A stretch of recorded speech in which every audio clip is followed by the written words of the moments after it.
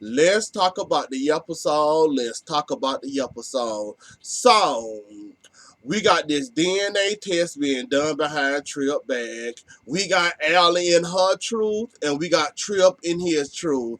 Who do we believe? How many lives y'all think gonna be corrupted? Messed up, family fights, all that under the sun. And like I said, this is gonna be a bad situation for Trip. I still don't believe he did it, even though he didn't want to take that DNA test, which would have cleared him in a way. He thinks somehow, I'm guessing in his mind, that if I take this DNA test, somehow it's gonna prove that I was there. I don't know what he thinking, but Trip, you should have been down for that DNA test. As soon as it was said, you should have said, let's do it. I'm ready to take it. I'm ready to show that I'm innocent. It wasn't me. Go find your other victim because I didn't rape you. Chip, you could have cleared yourself if you would have agreed to the DNA test. Now you got your stepmother and your dad going behind your back doing the DNA test for you and hoping and praying for the best. Well, I think they're going to get some good news. Like I said, Trip, when you said no to that DNA test, I kind of looked at you sideways like, why would you say no to a DNA test that's going to exonerate you? I don't know, but I probably would have said, let's do it right away. So they would have had to say D, and I would have said, let's do it. In my opinion, I know I ain't do nothing wrong. I know I'm innocent. So that they would have said D or N, I would have said, let's do it. I don't care. You need a piece of hair? Let me give you a piece of hair. You need my toothbrush? Here, I'll go buy another one. Like, Trip, the way that you stuttered and you looked at them sideways for suggesting that. When Kayla suggested that, you looked at her sideways. I would have been down for the cause. What you need? My toothbrush? My hairbrush? What do you need? To clear my name, my good name, I come back to Salem for college. I didn't come back to Salem for this BS, so let me go ahead and clear my name, and it won't be no infallibly, confusion, fights, arguing, none of that concerning me and what's going on here. That's what I would have did. But Trip, I also understand where you came from. Well, I sort of kind of I ain't gonna tell you, gonna need much love for your Trip. I said I would have took the DNA test, but I kind of see where you. I guess I can say I kind of understand why you didn't want to take it, but like I said, I would have agreed to take that. I'm telling you, Kayla, with all Kayla had to say is DN, and I would have said, let's do it. But then again, some, like I said, I don't know who to believe from whose story. One of y'all lying, one of y'all telling the truth, and the other one confused and don't know what's going on or don't know what happened to her because she was drunken out of her mind. So we only got a half of a story, possibly a full story from Trip, and the actual story that cleared up that can, fits the puzzle and solve the puzzle for everybody. So yeah, that DNA test either gonna make or break you, Trip, at this point. I'm hoping, praying. Well, I ain't doing all that. Well, I'm hoping it goes in your eyes. And of course, you're not that child father. Y'all did say y'all kids, so that don't count. So I'm hoping and praying you had a little interaction with her, but not a whole, a get down situation with her. So I'm hoping and praying this clear your name because I always thought of you as a player. I ain't never thought you was running around here, doing that what she said was done to her. So I'm going to leave it like that, and I'm going to leave that alone. And this is the wrong time for John to be like, like this situation is getting messier and messier by the second. John popping off whenever he feel like it, or when a circuit cord start to abrupt too loud or too fast for his brain to catch on, running around here punching people, running around here snapping, calling Trip a pervert, calling Trip a rapist and all this. So yeah, this was the wrong place, wrong time for John to get a hold of this.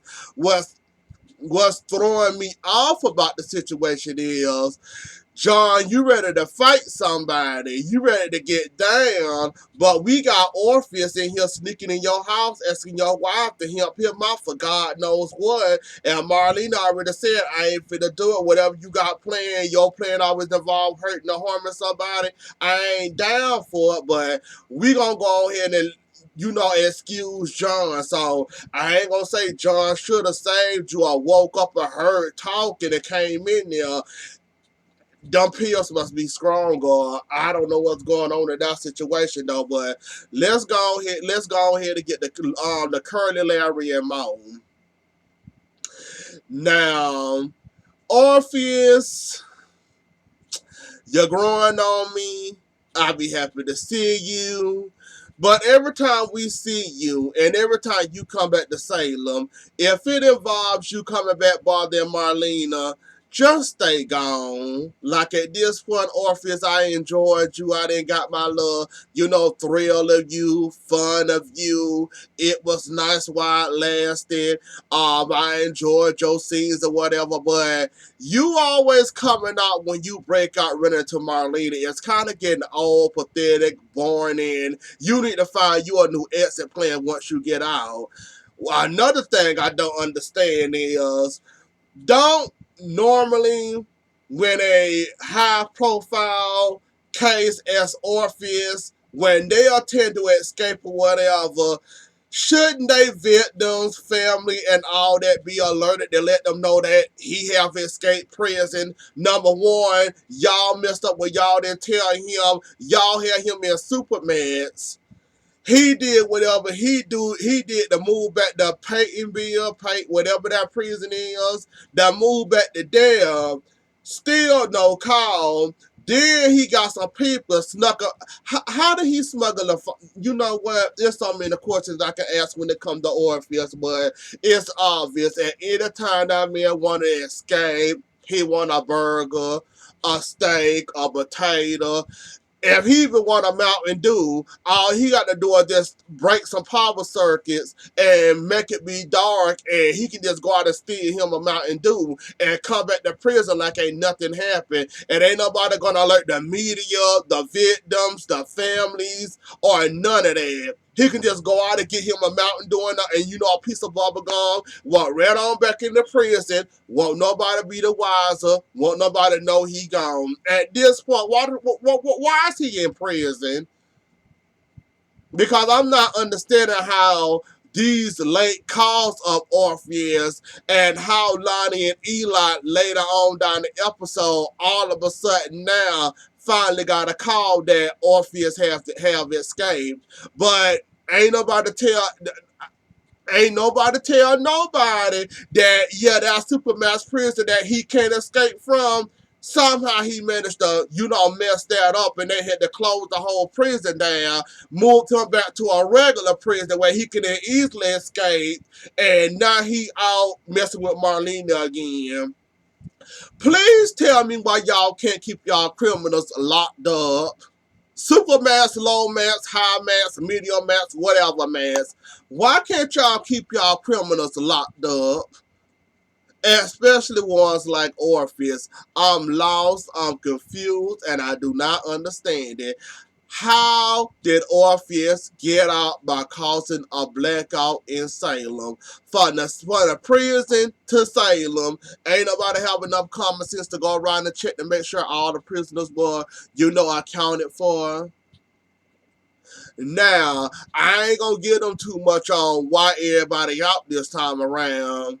I think Clyde, I like his reason for wanting to go along with this plan, even though he wasn't down with Orpheus, because Orpheus' son basically got him caught up and he almost went to prison, went to prison and almost got executed for a crime he didn't commit. I understand Clyde's concern, and then I also can understand why Clyde went straight to his son.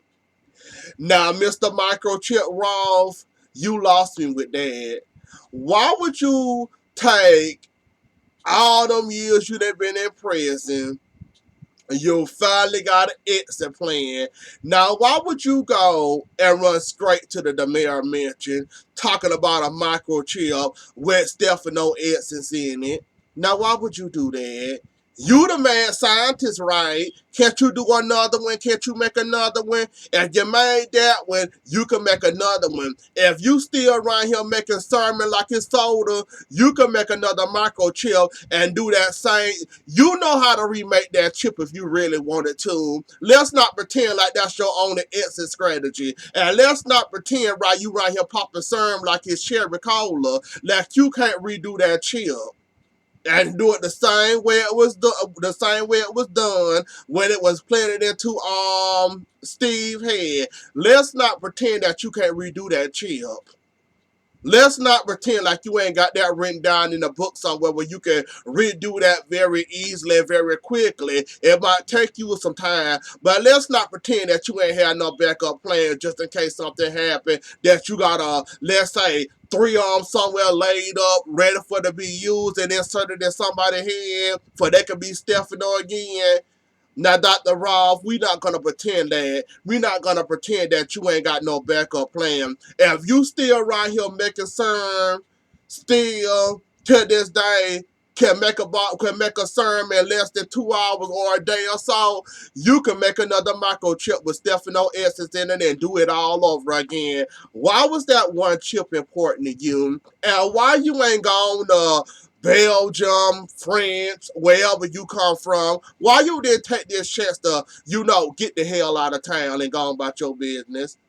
Why you just gonna run to the Demare Mitchell looking for this shit where you run into Chad and Chad had to do a whole story what happened to this chill, even though they don't really care about that chill. They was glad Stefano was dead this whole entire time and glad to be done of him. And yeah, and you expected them to hold on to a chip that involved Stefano and their father. See, Dr. Roth, you're playing with me now. Cause you knew better. You knew Chad wasn't gonna say that chip. You knew Tony wasn't gonna say that chip. Stefano took them through HE double hockey sticks and back. Why would they want to keep something like that around them?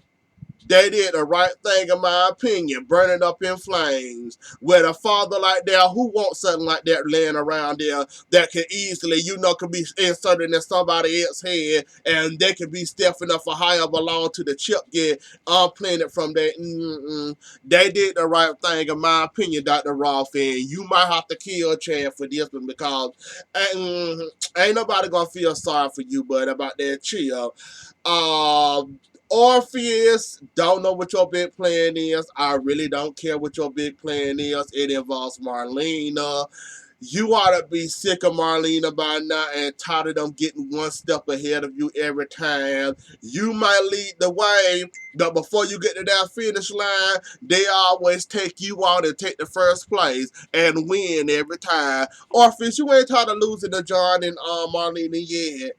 You insist on running the John and Marlena's every time, don't you? You just love that chase, don't you? Like I said, I can kind of understand why you so obsessed with Marlena and why you can't get over the fact that she with John or whatever, but it's time to move. That ship has sailed. That ship has sank.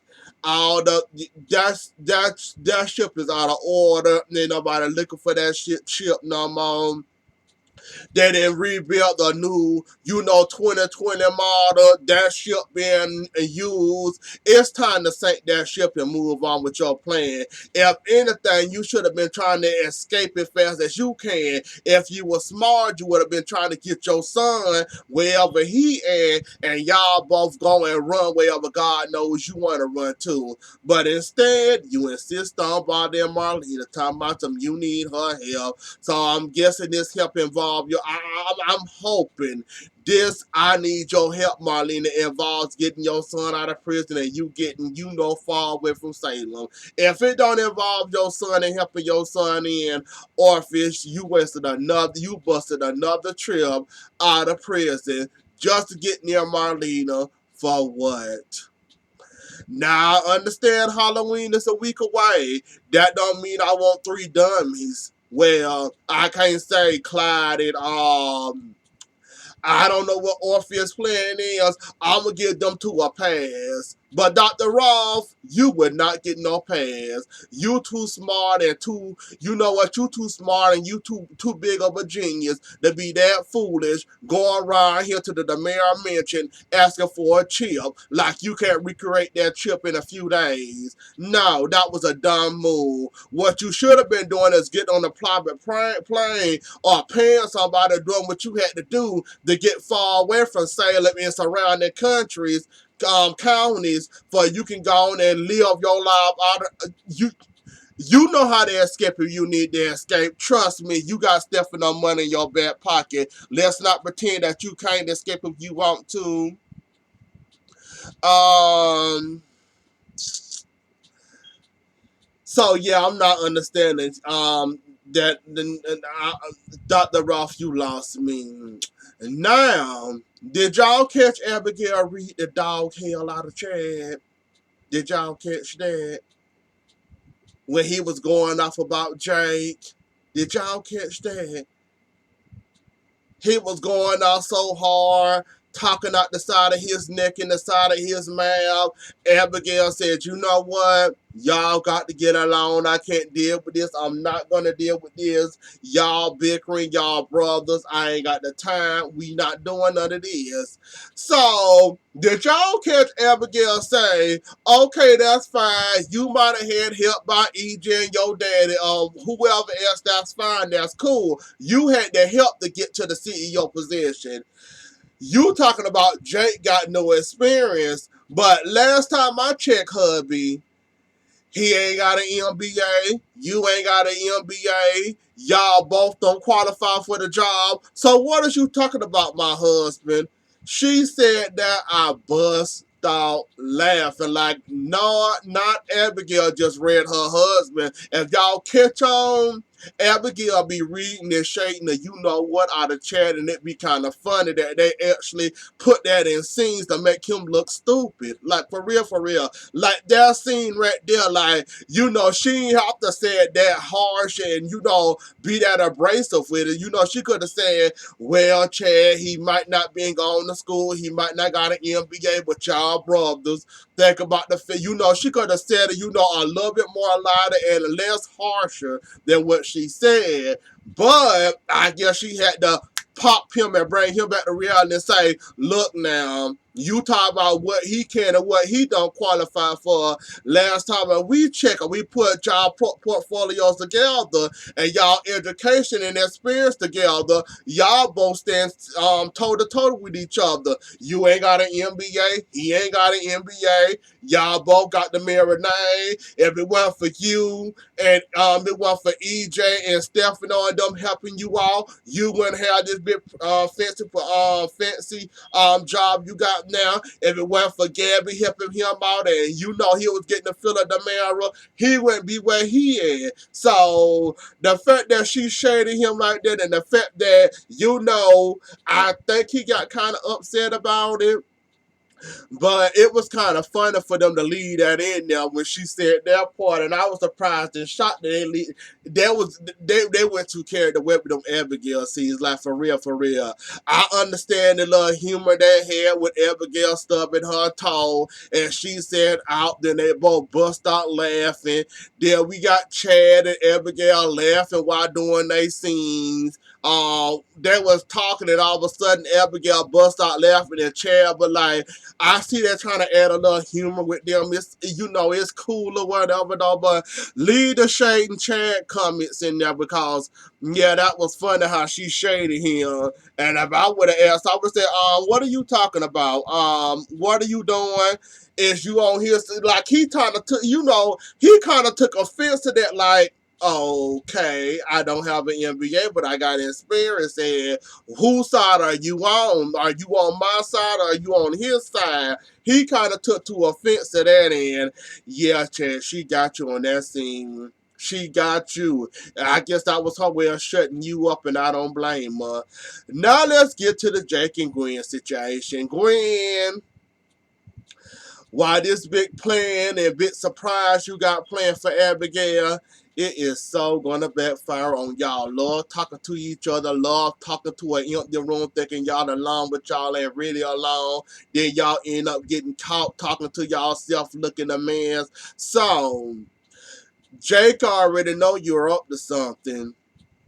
He already know your style. You don't get down with the Halloween and all that. Like he said, you watch slasher movies during Christmas. And the other thing he said, he know this ain't your cup of tea. So he already knows something fishy and something stink about this situation that you want to help Abigail so much. He already owning you. Keep right on talking to empty room. Keep right on talking to Stefano poetry.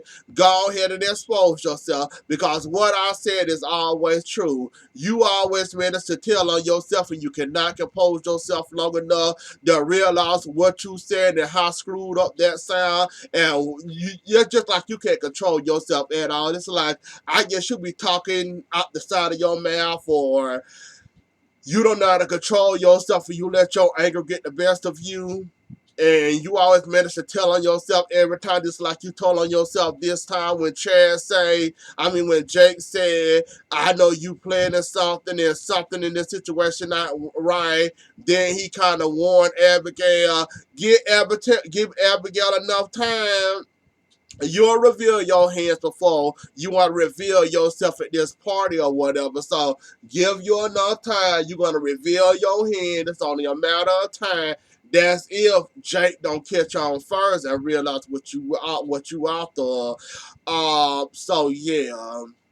Oh yeah, they also shaded each other when it came to the when it also came. Oh shoot, my battery died.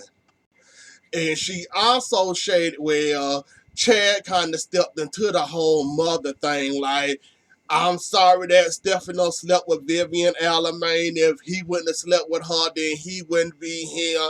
Then just like Abigail said, okay, that's the way you feel. Think about Stefano sleeping with your mother, and here you go. So it was kind of like a tit for tat with Abigail and Chad. I actually enjoyed their scenes this time around. They were actually funny or whatnot. Um, so that was funny and nice to see. But anyways, though, y'all, that was the episode. Don't forget to like, share, comment, and subscribe. I'll see y'all later. Enjoy the rest of y'all night or morning. Bye.